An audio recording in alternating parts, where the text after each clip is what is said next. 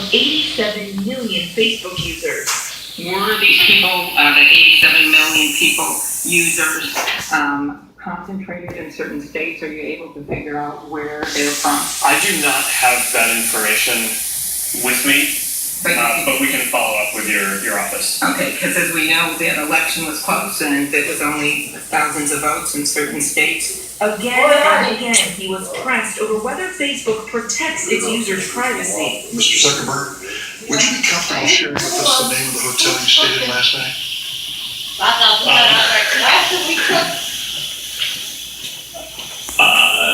No. I think that might be what this is all about. Your right to privacy. On Russian interference in the election, he admits they were slow to respond. Nearly 146 million users were exposed to ads planted by Russian groups. This is an arms race, right? They're going to keep on getting better at this, and we need to invest in keeping on getting better at this too. And then this acknowledgement. Have you or anyone at Facebook been interviewed by the special counsel's office? Yes. Have you been interviewed? I have not, but I know we're working with them. He also signaled he's willing to work with lawmakers pushing for more robust regulations, like those in Europe. If you as a company welcome regulation, I think if it's the right regulation, then do you yes. think the Europeans have it right? I think that they get things right. Have you ever submitted? That's true. Well, there's a little bit more Mary on Bruce was live from the Cold. Hill tonight, and testimony is still underway. Mary, you reported last night that Facebook had promised to send millions of users here in the U.S. alerts revealing whether their own personal information had been obtained by Cambridge Analytica. Is that happening? David, those updates have started to trickle into some people's feeds, but the full rollout still is not complete. Tonight, no word on why this delay. Well, here in this hearing room tonight, the overarching response from lawmakers is that Zuckerberg cannot regulate himself, that Congress has to do more to step in. David. Mary Bruce with that path. We're right behind her, Mary. Thank you. Next tonight, the possible U.S. military action against Syria. President Trump promising a decision very soon, saying nothing is off the table overnight. President meeting with senior military leadership at the White House. The president now canceling a trip to South America with a U.S. destroyer now in the eastern Mediterranean. What could be coming? Here's ABC's chief global affairs correspondent, Martha Raddatz. Tonight, the countdown begins to possible U.S. military action. It was just a year ago, U.S. Tomahawk missiles pounding a Syrian airfield 3 days after images of a chemical attack emerged.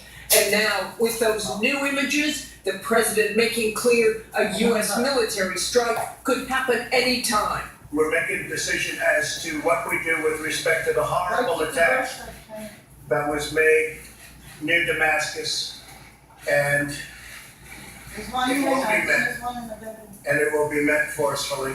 But this time, the president may not have to go it alone. French President Emmanuel Macron saying he wants a strong and joint response to the suspected attack, which Britain's Prime Minister Theresa May called reprehensible. Today at the UN, Ambassador Nikki Haley's warm greeting to her Russian counterpart turned cold after Russia vetoed a resolution to conduct an international investigation into the attacks. Russia chose protecting a monster over the lives of the Syrian people. A U.S. destroyer now in the eastern Mediterranean with missile strikes possible from submarines and B-2 bombers as well. So let's bring in Martha Raddatz with us again tonight. And Martha, the president said last night that they would make a decision in 24 to 48 hours. This could be coming soon. It could be, David, and he is getting updates from his commanders. But despite the speed of last year's attack, this time the U.S. is consulting more with its allies and hoping they can join forces to send an even stronger message. David? All right, Martha Raddatz with us again tonight. Martha, thank you. Now to a major development in the suspected Russian poisoning in the UK. The poisoned daughter of that former Russian spy now leaving the hospital. Yulia Skripal making a surprising recovery. Her father, Sergei, is also recovering. The Times of London reporting tonight that Yulia and her husband will be offered new identities, possibly in the U.S. And in China tonight, China's President Xi appearing to take steps to ease fears of a trade war now, promising more open markets and that he would lower tariffs on imported cars. The White House tonight calling the move encouraging, the Dow gaining 420 points on the news today. Members, still up for having World News Tonight this Tuesday, escaping the flames. Young girls, they were dancers forced to jump for their lives. Bystanders rushing in to help. The woman accused of carjacking with 2 children inside, racing to the Mexican border. The girl calling 911 from the back seat. And a deadly plane crash on a well-known golf course right after takeoff. A lot more news ahead. COPD makes it hard to breathe. So to breathe better, I go